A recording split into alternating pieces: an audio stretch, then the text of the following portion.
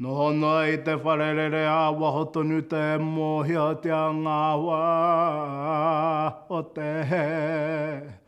Ui a pātai a ki tō tupuna i te pō ki a tāne ruanuku. Mana e ki mai kei a whai te hala e. Te mate i tua o papa no tua whakarere no ngā tūpuna. I whitikina e ki te herera o te mate. Ka kai manu i te puaka inu i te wai ora o tāne.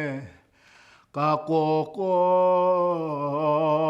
te manu te manu nārua nānahi rere ngā tāpātai. Ki tua o tawata whiti huna ki huna tangata ki te pō i tō tupuna i amaru iwi. I heke ai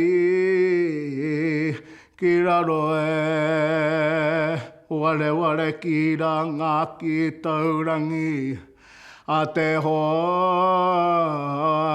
taumuri roua ki uta, roua ki tonga kātu te pāo ei tua. Kairirangi te aue. Ka tuku ngā turi katau tuku ki raro ka he i te he. Ka moe